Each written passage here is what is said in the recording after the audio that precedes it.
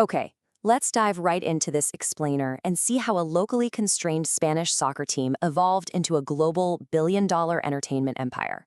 Welcome, everyone. Today, we are looking at one of the most absolutely fascinating organizational transformations in the history of modern sports. I mean, we're talking about taking a club with a rich history, but frankly, mounting debts, and turning it into an absolute financial and cultural juggernaut. We're talking, of course, about Real Madrid. So here's the million, or actually scratch that, the billion-dollar question. How exactly does a soccer club completely reinvent its place in the massive $170 billion sports industry? Well, that's exactly what we're unpacking today. We're going to look closely at the physical and economic heart of Real Madrid to see how they shifted away from the old school model, relying heavily on matchday ticket sales, and transformed into a globally diversified sports and media brand. Section 1. A stadium built on faith. Overcoming early physical and financial hurdles. To truly wrap our heads around the sheer magnitude of this transformation, we actually have to rewind all the way back to the early 1940s. At the time, the club was playing in this incredibly undersized dirt field called Campo de Chamartín. It held just 25,000 people, and the club was facing massive financial limitations. But they had this visionary president, Santiago Bernabéu, who strongly believed that building a massive new stadium was literally the only spark that could ignite a cycle of both wealth and sporting success. Now, the sheer audacity of how this vision was funded is just staggering.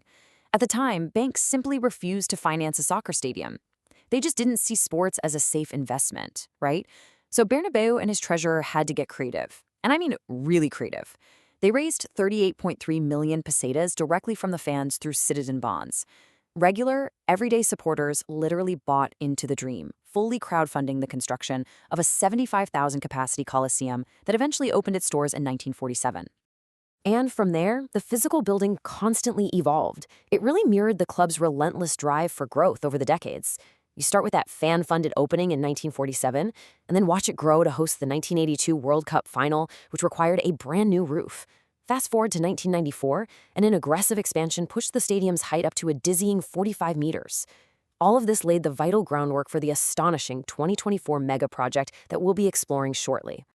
Section 2, Meringues and Vikings, the cultural lore of a conqueror. Now, before we get too deep into the modern business turnaround, we really need to understand the rich cultural identity that was forged right inside the stadium. Because, let's be honest, a club isn't just concrete and balance sheets, right? It's the passion of its supporters. And Real Madrid's identity? It's truly one of a kind. It's actually a brilliant, almost hilarious contrast. On one hand, you have their famous nickname, the Merengues, popularized by Spanish radio journalist Matis Prats Quinale. It playfully compares their pristine all-white kits to the delicate French dessert. But on the flip side, you have the Vikingos. This one was supposedly coined by the Times newspaper after Real Madrid absolutely flattened Eintracht Frankfurt 7-3 in the 1960 European Cup. They were roaming Europe and destroying everything in their path like ruthless Vikings, though some folks trace it back to an influx of Nordic players in the 70s. Either way, you get this amazing mix of pure elegance and absolute pillaging dominance. Section 3. The Florentino Perez Revolution. Shifting from ticket sales to global branding. Let's fast forward to the year 2000.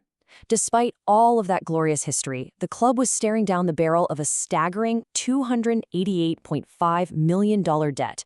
There was boardroom instability, and the old way of running a sports team, basically just crossing your fingers for a good Sunday box office, simply wasn't cutting it anymore. Enter Florentino Perez. He won the presidency with a bold promise to wipe out the debt and turn Real Madrid into a perfectly oiled organizational machine. So Perez rolls in and launches this master plan structured around three very specific pillars. First up, the sporting pillar. This meant going out and signing the absolute best, most highly marketable players on the planet to guarantee massive media impact, while also still nurturing their local youth talent. Second was the social pillar, focusing on crystal clear transparency with club members and building up a strong, charitable global image. But that third pillar, marketing, that is where the true financial revolution happened. They completely stopped treating Real Madrid as just a soccer team and started running it like a global brand, aggressively expanding into emerging markets like Asia with summer tours and massive merchandising pushes. They brought in a radically aggressive new strategy to squeeze year-round commercial value out of the stadium. Because honestly, why only make money on the 30 or so days a year when a match is actually being played? They reclaimed control of the VIP boxes and advertising spaces that had previously been sold off. They brought in full VIP tourist packages, opened high-end thematic restaurants right on site, and launched a stadium and trophy room tour that now brings in hundreds of thousands of visitors. They completely modernized how a physical brick-and-mortar asset could generate daily, reliable cash flow.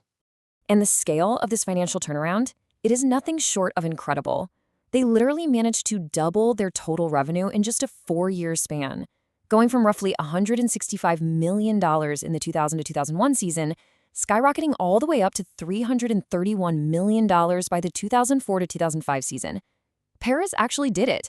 The massive historical debt was cleared, and the club was suddenly generating unprecedented wealth. The absolute key takeaway here is that a massive 45% of that new, doubled revenue was driven purely by marketing and commercial brand exploitation. It wasn't just them hiking up ticket prices on the fans. It was international tours, lucrative image rights, and global merchandising. They proved beyond a shadow of a doubt that this new sports entertainment business model worked. They had successfully uncoupled their income from the physical limitations of how many seats were in the stadium. Section 4. The Billion-Dollar Coliseum. The ultimate synthesis of physical and financial power. All of this incredible financial stability gave the club the freedom to embark on a massive architectural undertaking, one designed to secure their dominance for the entire next century. Real Madrid realized that to keep growing that commercial revenue, they needed a physical asset that could compete on a global scale, not just in sports, but in the massive broader entertainment industry. 1.76 billion euros. Yep, you heard that right. That is the astronomical cost of the modern stadium renovation project that was just completed in 2024. They added a futuristic architectural envelope, a fully retractable roof, and just massively expanded the commercial footprint. It's an absolute marvel of modern engineering. And the crazy part? It's financed through carefully structured 30-year loans that the club can comfortably service, entirely thanks to those massive marketing revenue streams we just talked about. Of course, to justify a price tag like that, you have to turn the stadium into a highly versatile machine. And that's exactly what they did, creating a true 365-day entertainment hub. They are now successfully hosting absurdly diverse events. We are talking about massive pop culture moments like Taylor Swift's Erased tour. We're talking about the NFL International Series, hosting the Miami Dolphins against the Washington Commanders right there in Madrid. They're even deactivating the soccer pitch and building a temporary clay tennis court for the Mutua Madrid Open. They've built an asset that generates huge revenue every single day of the year, tapping into multiple different global industries.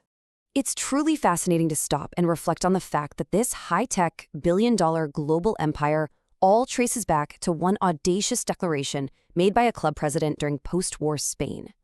Back in 1943, Santiago Bernabéu looked at a 25,000-seat dirt field and somehow saw the foundation of a global empire. His core belief that a larger, better stadium drives the economic engine that in turn drives sporting success, well, it was right on the money. And it's been perfectly validated and modernized by the current leadership. So, as the rest of the $170 billion sports industry studies the Real Madrid blueprint, we really have to wonder, which franchise is going to be bold enough to attempt to build the next great empire? Real Madrid has shown the world that a team is no longer just a team. It's a media company, a real estate venture, and a global lifestyle brand all rolled into one. The playbook is out there for anyone to see, but executing it with that same ruthless efficiency and deep cultural weight, well, that's another challenge entirely. Thank you so much for joining me on this explainer. I really hope this helped you see the business of sports in a completely new light.